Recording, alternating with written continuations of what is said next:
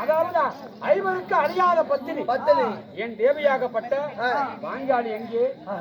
நான் அழைத்தார் என்று அழைத்து வந்தாயா? அழைத்து வந்திருக்கிறேன். எங்கே என் மனைவி?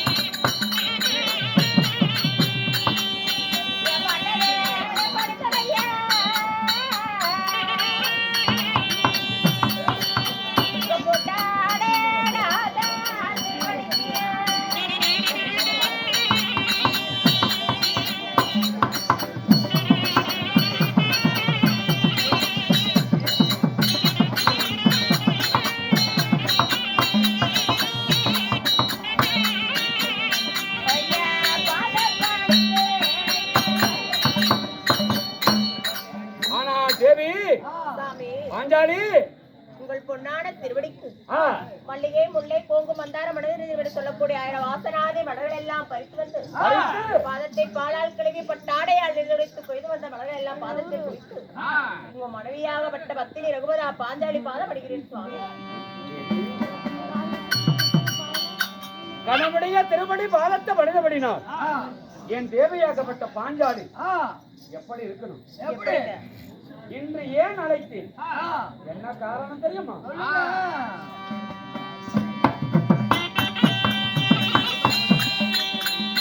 தேவி பாதமான படிதானே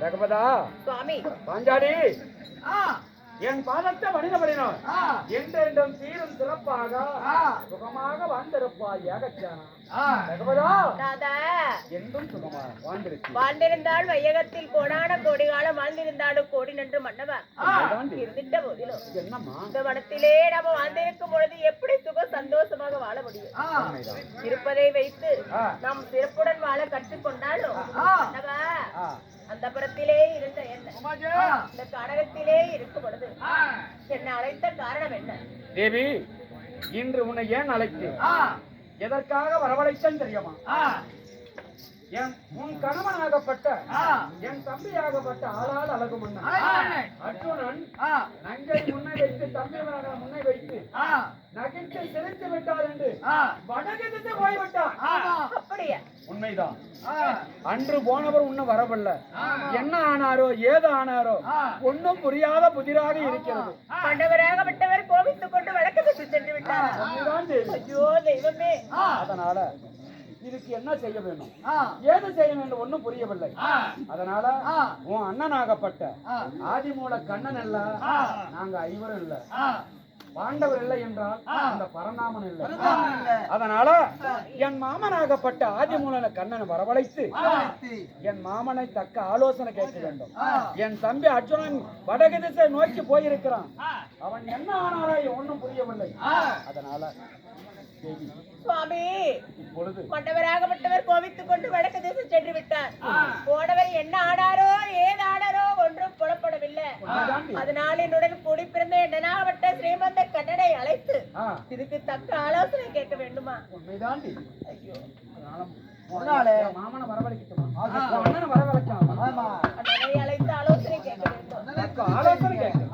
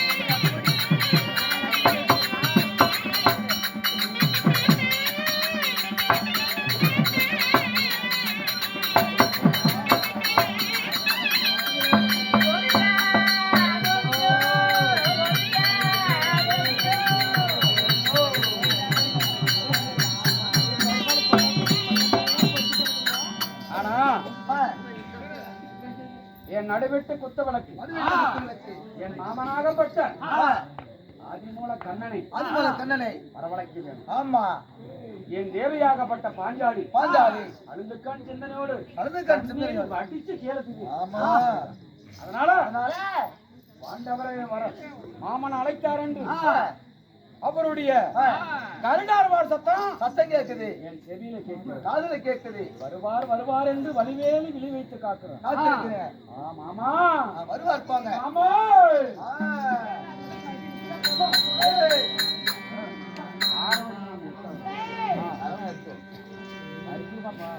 வரீங்க வரீங்க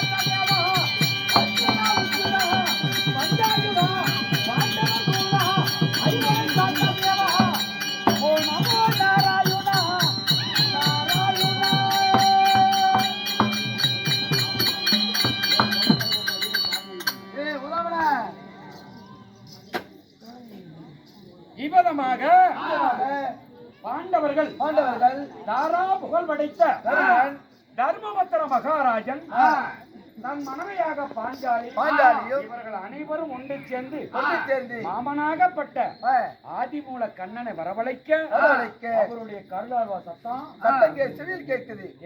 ஆமா வருவது போல் தெரிகிறது. அதனால கண்ணனை அழைக்க இப்பொழுது கண்ணன் தர்பார் ஆகிறார். அதனால அவரால் மற்ற விஷயம். அதனால மாமன் பார்த்துமா பாருங்க பாருங்க